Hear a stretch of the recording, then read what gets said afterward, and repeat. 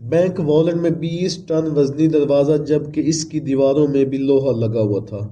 बनाने वालों को इस पर इतना यकीन था कि उन्होंने बैंक वॉलेट में सिक्योरिटी अलार्म तक नहीं लगाया, क्योंकि इसको अनब्रेकेबल वॉलेट कहा जाता था। इसका भरम तो तब टूटा जब डकैतों ने एक मास्टर प्लान बनाया और पूरे 27 घंटों तक सिक्योरिटी को चकमा देकर इस वॉलेट में छुपे रहे। नाजरीन, ये मास्टर प्लान था क्या और इसे हिस्ट्री की सबसे बड़ी रॉबरी क्यों माना जाता है? इस पे बात करने से पहले हम सीधा चलते हैं 9 जुलाई 1976 मंडे वाले दिन पर। मंडे के दिन का सूरज निकल चुका था और फ्रांस के शहर निस में सोसाइटी जनरल नामी बैंक में स्टाफ मेंबर पहुंचना शुरू हो चुके थे। ये बैंक आज के दिन तक दुनिया का सबसे मजबूत वॉलेट रखने वाला सिक्योर बैंक माना जाता था। हुआ कुछ यूं था कि रूटीन के मुताबिक बैंक स्टाफ वॉलेट को खोलने गया। ये इंतहाई वजनी दरवाज़ा था और इसमें बड़ा कॉम्प्लिकेटेड लॉक लगा हुआ था। उन्होंने लॉक कॉम्बिनेशन लगाया लेकिन दरवाज़ा नहीं खुला। अब यहाँ ये जानना ज़रूरी है कि ये दरवाज़ा पहले भी कई बार मसला कर चुका था, क्योंकि इसका वज़न करीबन 20 टन था और इसी वजह से अक्सर औकात ये फंस जाया करता था। बैंक स्टाफ को लगा कि हमेशा की तरह आज भी ये फंस गया है, तो उन्होंने वॉलेट बनाने वाली कंपनी से रब्ता किया। सिर्फ आधे घंटे बाद कंपनी के एक्सपर्ट बैंक में आ गए और दरवाजे को खोलने की कोशिश में लग गए। लेकिन हैरत की बात ये थी कि इस बार कंपनी के एक्सपर्ट भी ये दरवाज़ा नहीं खोल रहे थे। उन्होंने कई मरतबा अटेम्प्ट्स किए लेकिन दरवाज़ा किसी सूरत खुलने को तैयार नहीं था। बात अब सीरियस होती जा रही थी, क्योंकि कस्टमर की लाइन लगी हुई थी और अब ये बैंक की इज्जत का सवाल था। आखिरकार 3 घंटों बाद उन्होंने फैसला किया कि वॉलेट की दीवार में ड्रिल करके देखा जाए इस दरवाजे में आखिर क्या चीज़ फंसी है। वॉलेट के दरवाजे पर किसी फोर्स एंट्री के निशानात भी नहीं थे और इसकी चारों दीवारों पर भी किसी किस्म के निशानात नहीं पाए गए। हैवी ड्यूटी ड्रिल मशीन से सुराख करके जब अंदर झांका गया तो क्या देखते हैं कि वॉलेट के दरवाजे को अंदर से किसी ने वेल्ड करके बंद किया हुआ है। ये मंजर देखकर इस पर यकीन लाना काफी मुश्किल था, क्योंकि वॉलेट में जाने का सिर्फ एक ही रास्ता था। ना ही इसके अंदर कोई रोशनदान था और ना ही कोई खिड़की, यानी वॉलेट के अंदर जाना इम्पॉसिबल था। अब ये देखकर सबको इतना एहसास तो हो चुका था कि यहाँ कुछ ना कुछ एबनॉर्मल जरूर है। उन्होंने मशीनरी मंगवाई और वॉलेट का दरवाज़ा तोड़कर अंदर जाने का फैसला किया। ये काम काफ़ी टाइम कंज्यूमिंग था। ये दीवारें नॉर्मल दीवारों से काफ़ी मोटी थी और उनके बीच लोहा भी लगा हुआ था। खैर, कई घंटों की मेहनत के बाद इतना सुराख हो गया था कि एक इंसान इसमें से अंदर जा सके, और जब अंदर जाकर देखा गया तो ये मंजर नाकाबिले यकीन था। बैंक वॉलेट लुट चुका था, कुछ लॉकर टूटे तो कुछ खुले पड़े थे, और सबसे इंटरेस्टिंग बात यह थी कि वॉलेट की दीवार पर स्प्रे पेंट से ये फेमस अल्फाज लिखे हुए थे, जिसकी इंग्लिश ट्रांसलेशन है without arms, without hate, without violence. अभी बैंक स्टाफ होश में आता तो उन्होंने वॉलेट की जमीन में एक टनल बना देखा। अब आगे का काम पुलिस का था, जो कि उस वक्त तक पहुंच चुकी थी। डकैत वॉलेट में मौजूद पैसे और गोल्ड समेत 4000 में से 400 सेफ लॉकर तोड़कर अंदर से कीमती चीजें लेकर फरार हो चुके थे।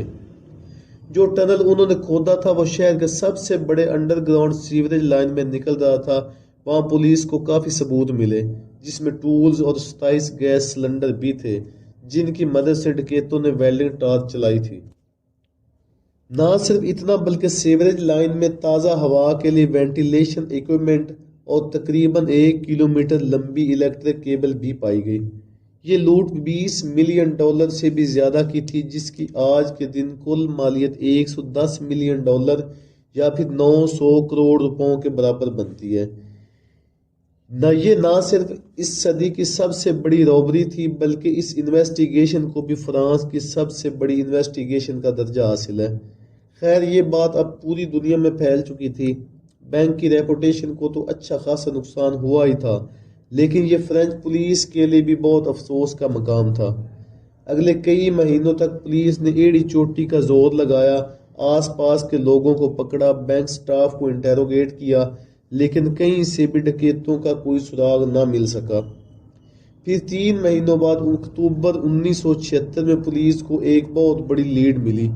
ڈکیتوں کے گروپ کا ایک ممبر اپنی ہی گرل فرینڈ کی ٹپ پر پکڑا جا چکا تھا۔ پہلے تو وہ مان نہیں رہا تھا، لیکن جب پولیس نے اس کی طبیعت صاف کی تو وہ پھٹ پڑا اور پوری گینگ کا نام لے ڈالا۔ پولیس کے لیے حیرانگی کی بات یہ تھی کہ یہ گینگ چھوٹی موٹی چندی چوریوں کے لیے مشہور ہوا کرتا تھا۔ اتنی بڑی بینک روبری انہوں نے ہی کی تھی، یہ بات کچھ ہضم نہیں ہو رہی تھی۔ اس پلان کا ماسٹر مائنڈ اصل میں کوئی اور ہی تھا۔ انٹیروگیشن کے دوران گینگ ممبرز نے پولیس کو ایک اور آدمی کا نام دیا جو ان کے مطابق روبری کا ماسٹر مائنڈ تھا۔ یہ ایلبرٹ سپیجیاری نامی شخص اصل میں ایک فوٹوگرافر تھا۔ جب پولیس نے اس کو اریسٹ کیا تو یہ کہیں سے بھی کرمنل نہیں لگ رہا تھا۔ Simple dressing, simple life style اور شہر کے آؤٹ میں ایک نارمل سے گھر میں رہتا تھا۔ اس کے اڑوس پڑوس سے پتہ کیا گیا تو سب نے یہی کہا کہ ایلبرٹ سیدھا سادہ فوٹوگرافر ہے جو ہمیشہ اپنے کام سے کام رکھتا ہے۔ لیکن ایلبرٹ کے بارے میں پولیس جو کچھ سوچ رہی تھی وہ اس سے بالکل الگ تھا۔ اس نے فوراً پولیس کے سامنے کنفیس کیا کہ بینک ہائسٹ کا ماسٹر مائنڈ وہی ہے۔ پولیس کے لیے اب یہ کیس تقریباً کلوز ہو چکا تھا، لیکن یہ تو صرف ایک شروعات تھی۔ ایلبرٹ کے مطابق اس نے پہلے اسی بینک میں لاکر لیا اور بہانے سے وہ والیٹ میں جا کر ساری چیزوں کی فوٹو کیپچر کرتا تھا۔ اس نے پہلے اپنے ہی لاکر میں ایک الارم کلاک رکھا جس کا الارم رات کے وقت سیٹ کیا۔ الارم بجنے سے بھی کوئی الرٹ نہیں ہوا اور نہ ہی کوئی سیکورٹی الارم بجا۔ اس سے کنفرم ہو گیا کہ والیٹ میں کوئی سیکورٹی سسٹم نہیں لگا۔ پھر وہ انجینئر کے روپ میں سٹی گورنمنٹ کے آفس گیا اور شہر کا نقشہ نکلوایا۔ اس میپ میں سیوریج لائن کہاں اور بینک سے کتنا دور ہے اس کا اندازہ لگایا۔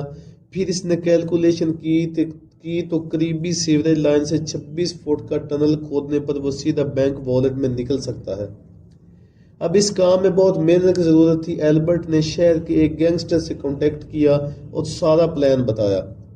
اس گینگسٹر نے اپنے آدمیوں کو اس کام میں لگایا۔ اس ٹنل کو کھودنے میں قریب 2 مہینے لگ گئے کیونکہ یہ کام بغیر مشینری کے کیا جا رہا تھا اور اس کام کو صرف رات کے وقت کرنا ضروری تھا جب بینک میں کوئی بھی نہیں ہوتا۔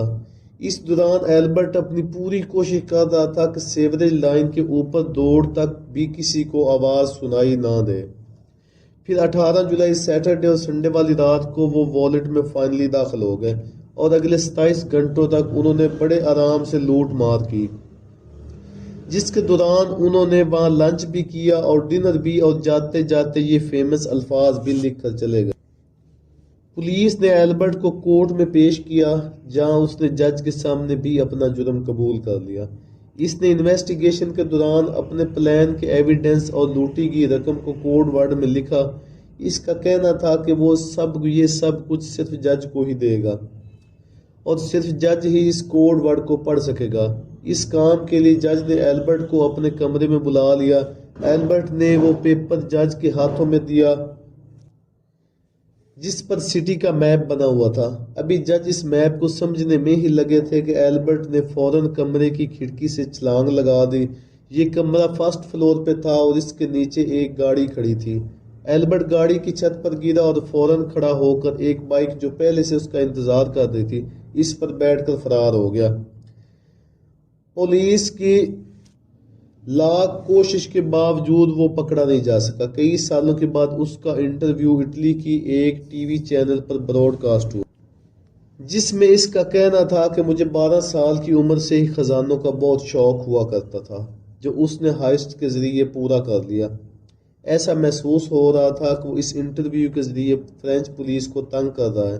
اس کے بعد ایلبرٹ کہاں گیا یہ مسٹری آج تک حل نہیں ہوئی۔ 1999 میں ایلبرٹ کی موت واقع ہوگی۔ اس کی ماں کا کہنا ہے کہ ایلبرٹ کی ڈیڈ باڈی کوئی رات کے وقت اس کے دروازے پر رکھ کر چلا گیا تھا۔ تو دوستو امید ہے کہ ویڈیو آپ کو پسند آئی ہوگی۔ اگر ویڈیو پسند آئی ہے تو اپنے دوست کے ساتھ شیئر کریں، لائکس کریں اور کمنٹ کریں اور چینل کو سبسکرائب کرنا بالکل نہ بھولیں۔